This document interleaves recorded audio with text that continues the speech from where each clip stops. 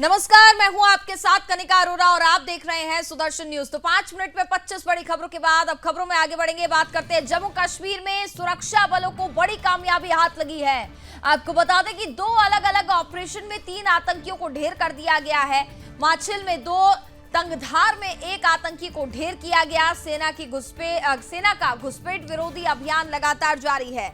तो ये बड़ी जानकारी हम आपको दे रहे हैं। जम्मू कश्मीर में गुरुवार सुबह यानी कि आज 2 अलग अलग एनकाउंटर में सेना ने 3 आतंकवादी को मार गिराया है। इनमें से 2 राजौरी में और 1 कुपवाड़ा में बॉर्डर के पास मारा गया है। अभी इनके शव बरामद नहीं हुए हैं। ये खराब मौसम का फायदा उठाकर घुसपैठ की कोशिश कर रहे थे। आपको बता दें कि राजौरी में गुरुवार सुबह से सुरक्षा बलों और आतंकियों के बीच मुठभेड़ हुई।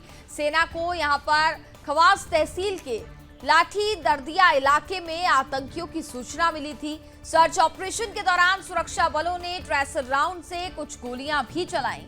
इससे पहले बुधवार देर रात कुपवाड़ा के माछिल सेक्टर में 57 राष्ट्रीय राइफल्स के जवानों ने 3 से 4 आतंकवादियों को देखा था। तो जम्मू कश्मीर में ये बड़ी कामयाबी सुरक्षा बलों को हाथ लगी है। पिछले कई महीनों से अगर हम बात करें तो जम्मू कश्मीर में आतंकवादी घटनाएं काफी तेजी से बढ़ती हुई दिखाई दे रहे हैं। ऐसे में आतंकवाद का खात्मा करना बहुत जरूरी है और हमारी सेना लगातार तत्पर बनी हुई है। और जो जानकारी सामने आई थी, बताया जा रहा था कि आतंकियों के छिपे होने की खबर है, जिसके चलते सर्च ऑपरेशन चलाया जा रहा था। क्योंकि ये आतंकवादी जंगलों का सहारा लेकर के जंगलों में छुप जाते हैं, वहां से आतंकी वारदात को अंजाम देते हैं। ऐसे में सर्च ऑपरेशन पूरी तरीके से चलाया जा रहा था और ये जानकारी मिली थी, जिसके बाद अब 3 आतंकियों को ढेर कर दिया गया है। जम्मू कश्मीर में ये बड़ी कामयाबी, चूंकि 2 अलग अलग ऑपरेशन में 3 आतंकियों को ढेर किया गया है। माछिल में 2 आतंकियों को मारा गया, तंगधार में 1 आतंकी को ढेर किया गया है। फिलहाल सेना का घुसपैठ विरोधी अभियान अभी भी लगातार जारी है।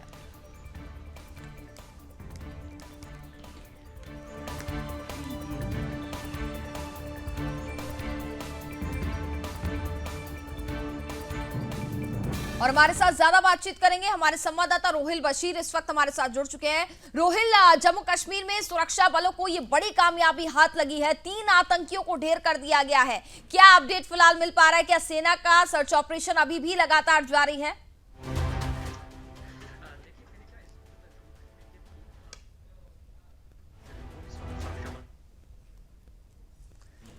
चलिए रोहिल, आपसे दोबारा संपर्क करने की कोशिश करते हैं। आपकी आवाज मेरे तक नहीं पहुंच पा रहे हैं।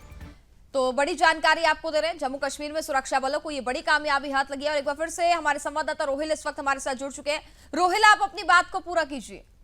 देखिए कि जैसा कि मैं कनिका कह रहा था कि जम्मू कश्मीर के 3 इलाकों में इस वक्त एंटी टेरर ऑपरेशंस जो है वो चलाए जा रहे हैं। सबसे पहला जो मामला उत्तरी कश्मीर के कुपवाड़ा के टंगधार इलाके में कल रात को पेश आया, जहां पर आतंकियों की तरफ से घुसपैठ की कोशिश की गई। वहां पर भारतीय सेना ने तुरंत एक्शन में जो है घुसपैठियों को मुंह तोड़ तरीके से जवाब दिया और वहां पर टंगधार सेक्टर में 1 आतंकी को जो है वो मार गिराया गया है। इस वक्त ऑपरेशन वहां पर जारी है। तो वही रात के दौरान ही दूसरी इन्फिल्ट्रेशन की कोशिश जो है कुपवाड़ा के ही इलाके में, लेकिन मछिल का सेक्टर था, जहां पर आतंकियों की तरफ से इन्फिल्ट्रेशन की कोशिश की गई। और वहां पर भी जो अलर्ट सिक्योरिटी फोर्सेस के जवान हैं, उन्होंने तुरंत एक्शन में आकर जो है इन सभी घुसपैठियों को वहां पर जो है रोकने की कोशिश की गई है। जिसके बाद वहां पर गोलाबारी का सिलसिला शुरू हुआ और वहां मछिल सेक्टर में 2 आतंकियों को मार गिराया गया है। तो कुल मिलाकर 2 बड़े ऑपरेशन में घुसपैठ की बहुत बड़ी कोशिशों को नाकाम कर दिया गया है भारतीय सेना और जम्मू कश्मीर पुलिस ने। और वही 2 अलग अलग मुठभेड़ों में जो है 3 आतंकी मारे जा चुके हैं, जिनके शव वहां पर पड़े हुए हैं। और ये भी कहा जा रहा है कि और आतंकी उस इलाके में मौजूद हो सकते हैं। और इस वक्त जैसे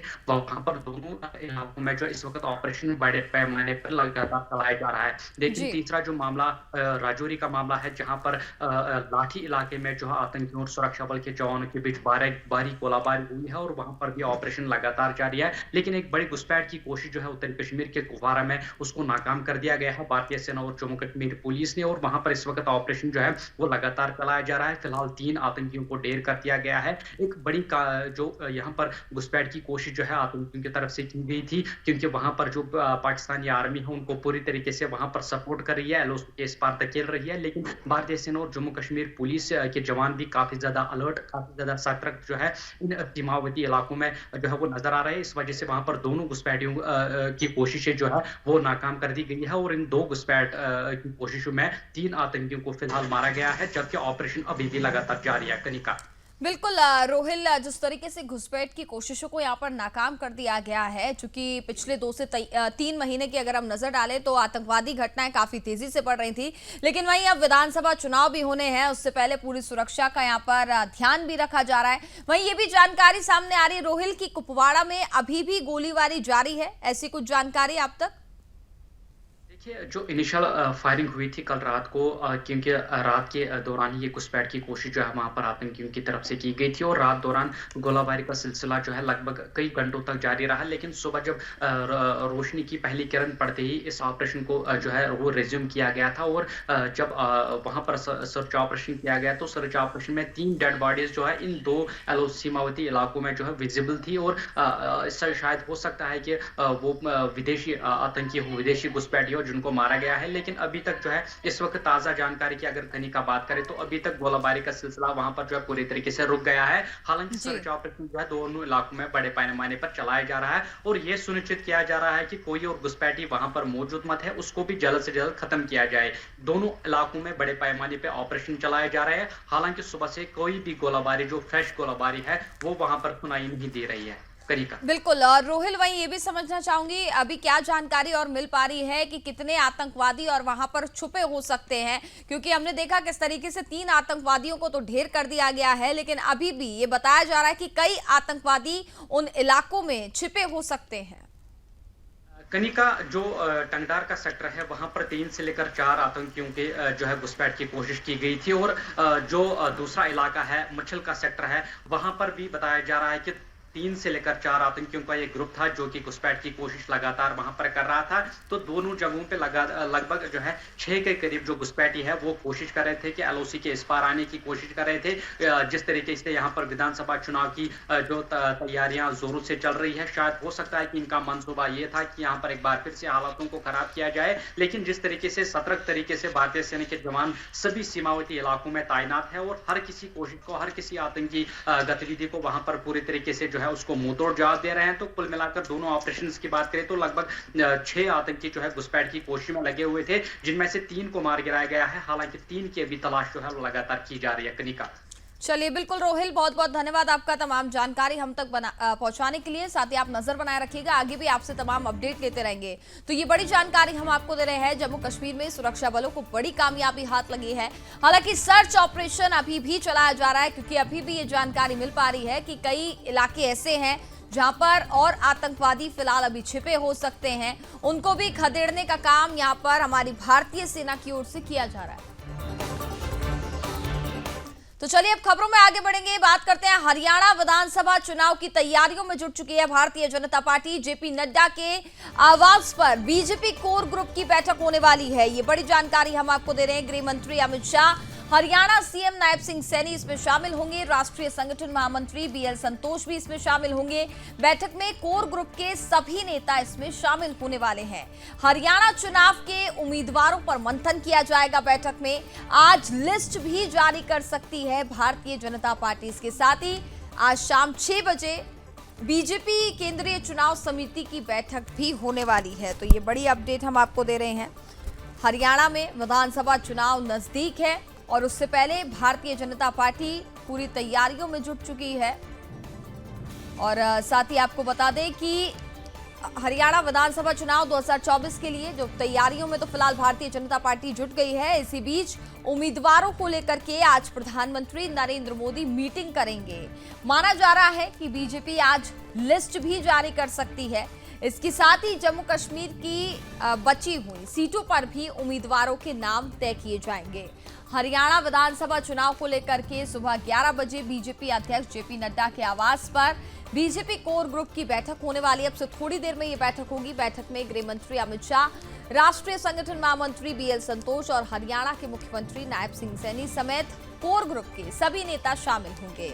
वहीं इस बैठक में आज बताया जा रहा है कि आज शाम 6 बजे होने वाली केंद्रीय चुनाव समिति की बैठक से पहले उम्मीदवारों के नामों पर मंथन किया जाएगा।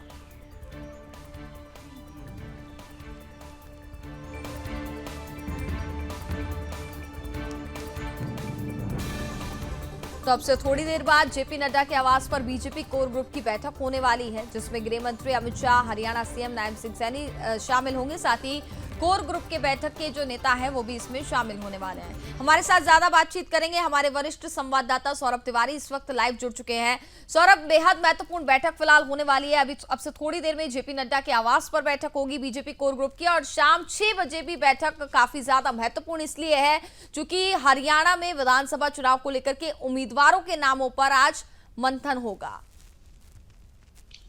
जी देखिए, जाहिर सी बात है, जिस तरह से आज बीजेपी चुनाव समिति की बैठक है, शाम को उसमें प्रधानमंत्री नरेंद्र मोदी भी शामिल रहेंगे।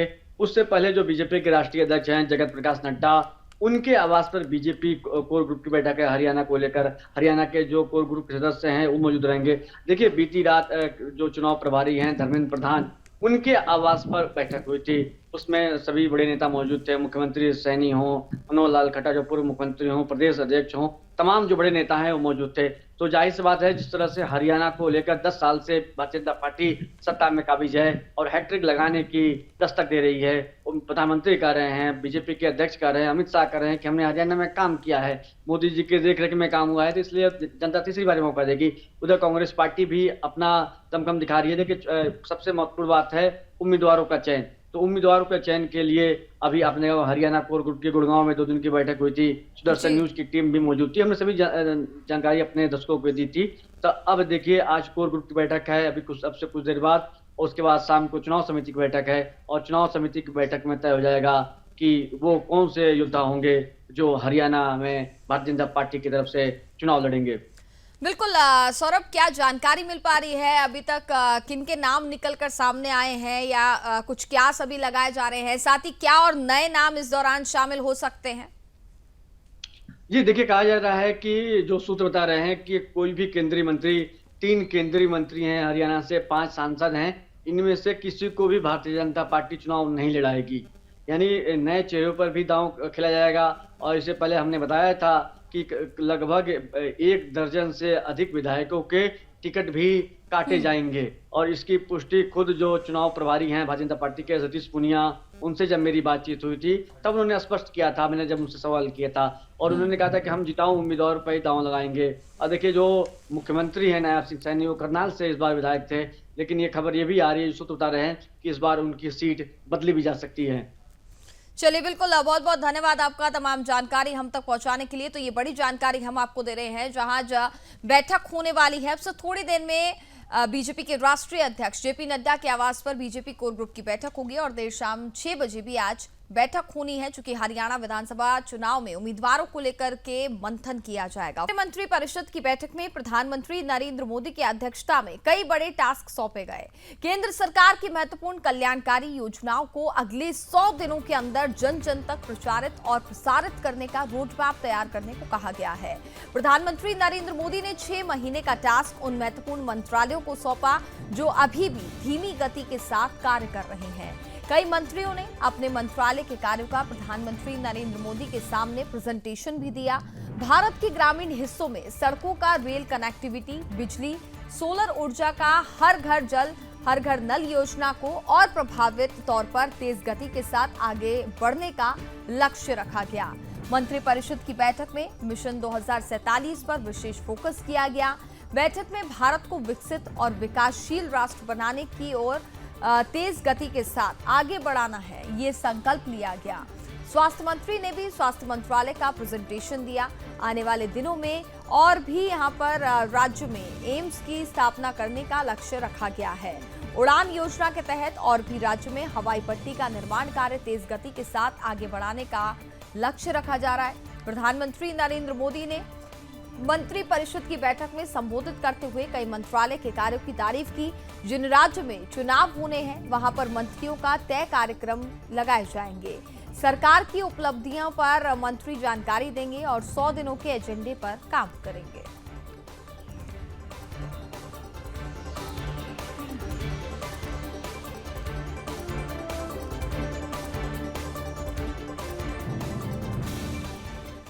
गुजरात में बाढ़ बारिश का कहर लगातार जारी है। बाढ़ बारिश से अब तक 28 लोगों की मौत हो गई है। राहत बचाव अभियान में लगातार जुटी हुई है टीमें। बता दें कि भारतीय वायुसेना ने 18,000 लोगों का रेस्क्यू किया है। अगले 5 दिन के लिए भारी बारिश का अलर्ट जारी किया गया है। ये बड़ी जानकारी हम आपको दे दें, प्रधानमंत्री नरेंद्र मोदी ने सीएम भूपेंद्र पटेल से फोन पर बात भी की। भारी बारिश से लोगों का जीवन भी अस्त व्यस्त बताया जा रहा है। देश के पश्चिमी और पूर्वोत्तर में भारी बारिश लगातार जारी है। मौसम विभाग ने गुरुवार को 19 राज्य में भारी बारिश का अलर्ट जारी किया है। तो वहीं आपको ये भी बता दें कि गुजरात में 4 दिन से भारी बारिश का दौर लगातार जारी है। बारिश से जुड़ी घटनाओं में अब तक 28 लोगों की मौत हो गई है। प्रधानमंत्री नरेंद्र मोदी ने मुख्यमंत्री भूपेंद्र पटेल से फोन पर राज्य के हालात का जायजा लिया। तो वहीं बुधवार को द्वारका, जामनगर, राजकोट और पोरबंदर जिलों में 12 घंटे में 50 मिलीमीटर से 200 मिलीमीटर के बीच बारिश दर्ज की गई। द्वारका के भानवड़ में 185 मिलीमीटर बारिश हुई। ये राज्य में सबसे ज्यादा है। मौसम विभाग ने आज सौराष्ट्र में अति भारी बारिश का अलर्ट जारी किया है। राज्य में एनडीआरएफ, एसडीआरएफ के अलावा आर्मी, एयरफोर्स और कोस्ट गार्ड बचाव राहत में जुटे हुए हैं। और हमारे साथ ज्यादा बातचीत करेंगे हमारे ब्यूरो चीफ उत्कल ठाकुर इस वक्त फोन लाइन पर जुड़ चुके हैं। उत्कल, अगर हम बात करें तो गुजरात की स्थिति जिस तरीके से देखी जा रही है, दिन पर दिन काफी ज्यादा चिंताजनक बनी हुई है। क्योंकि कई इलाकों में अगर हम बात करें तो भारी बारिश का कहर है, जिसके चलते कई लोगों की जान भी चली गई है।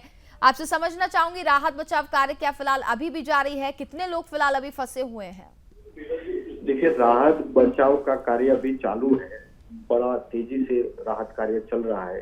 एनडीआरएफ, एसडीआरएफ की टीम के साथ आर्मी को भी डिप्लॉय किया गया है। जैसे आपने बताया कि सौराष्ट्र, कच्छ में भारी बारिश का अलर्ट अभी भी बना हुआ है। पिछले 36 घंटे से गुजरात में हो रही भारी बारिश से गुजरात में इंफ्रास्ट्रक्चर की काफी हानि हुई है। रोड, पुल वगैरह काफी टूट चुके हैं और 28,000 से ज्यादा लोगों का रेस्क्यू किया गया है। वडोदरा, जामनगर, भानवड़, द्वारका, राजकोट में गंभीर परिस्थिति बनती हुई देख सरकार ने वहां आर्मी भी डिप्लॉयड कराई है। आर्मी फूड पैकेट से लेकर के लोगों का रेस्क्यू कराने तक का काम वहां कर रही है। गुजरात सरकार पूरी स्थिति का जायजा ले रही है और कैसे लोगों को राहत दी जाए उस विषय में सक्रिय रूप से कार्यरत है। जी चलिए, बहुत बहुत धन्यवाद आपका तमाम जानकारी हम तक पहुंचाने के लिए। तो बड़ी जानकारी हम आपको दे रहे हैं किस तरीके से गुजरात में स्थिति काफी ज्यादा चिंताजनक बनी हुई है। क्योंकि बाढ़ और बारिश का कहर लगातार जारी है। अब तक बताया जा रहा है कि 28 लोगों की मौत हो चुकी है।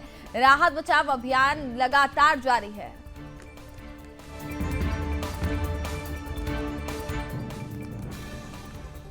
वहीं बात कर लेते हैं गुजरात के बाद अब दिल्ली एनसीआर में भी बारिश का दौर लगातार जारी है। कई इलाकों में पानी भर गया है। पानी भरने से सड़कों पर जाम की स्थिति देखी जा रही है। तो दिल्ली एनसीआर में कई इलाके हैं जहां पर भारी बारिश के चलते सड़कों पर पानी भर गया है, जिसके चलते ट्रैफिक जाम की समस्या देखने को मिल रही है।